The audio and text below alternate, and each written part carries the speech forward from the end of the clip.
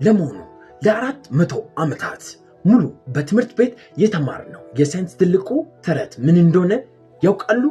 ግራቪቲ ወይም ስበት።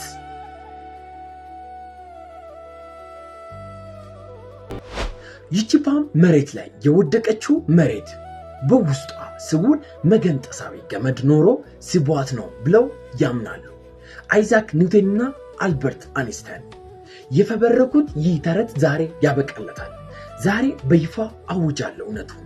በአጽናፍ ዓለም ውስጥ ግራቪቲ የሚባል ምንም አይነት የመሳሳብ ኃይል የለም። ፕላኔቶችና ቁሶች እርስ በራሳቸው ይሳሳባሉ ይላል።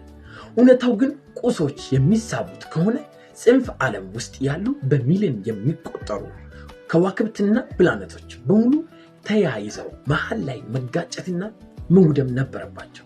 ነገር ግን በተቃራኒ ፕላኔቶችና ጋላክሲዎች እርስ በራሳቸው በከፍተኛ ፍጥነት እየተራራቁ ነው።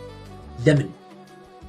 ምክንያቱ ነገሮቹ ወደ መሬት የሚወርዱበት መሬት ስለምትስባቸው ሳይሆን ከበላያችን ያለው የታመቀው የአየር አተሞች ስብስብ አትሞስፌሪክ ፕሬሸር ቁልቁል ወደ ታች ስለሚገፋቸው ነው።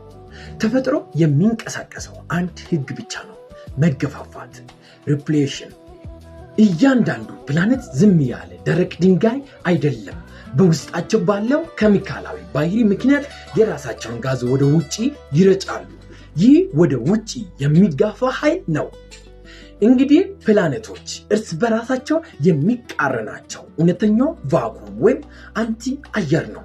የዚህ ትልቁ ህያው ምስክር ደግሞ ቬኒስ ፕላኔት ነች።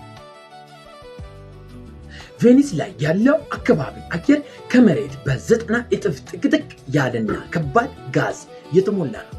የሰው ልጅ የላካቸው መንኮራኩሮች ቬኒስ ላይ እንደረገጡ በጥቂት ደቂቃዎች ውስጥ ሙሉ በሙሉ ተጨፍልቀውና ደቀው የጠፉት መሬት ውስጥ ባለው ስውር ስበት ሳይሆን በዚያ በታመቀው የጋዝ አተሞች እጅግ ከባድ የመጋፋት ጫና ምክንያት ነው።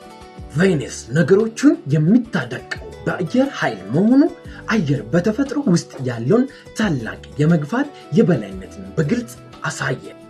ከጥቃቅኑ አተም መጋፋት በምድርና በቬኒስ ላይ እስከሚታየው የአየር ጫና እስከ ግዙፍ የጠፈር ፕላኔቶች መራራቅ ድረስ አጽናፍ ዓለምን በአንድ ቃል የሚያገናኘው ብቸኛው እውነታው የማይተም ቲዎሪ ነው። ማይተም ቲዎሪ ኦፍ ኤቭሪቲንግ። ሳይንሱ ለዘመናት የደበቀው እውነታ ይህ ነው። ከዚህ ስህተት ማንም ሊመልሰን አይችልም ከማይተም ቲዎሪ በቀር። ሰብስክራይብ በማድረግ የዚህ ታላቅ የሳይንስ አብዮት አካል ይሁኑ። ሐሳባችሁን ኮሜንት አድርጉ። እኔ ማይተም መንገሻ ነበርኩ። ቻው ቻው።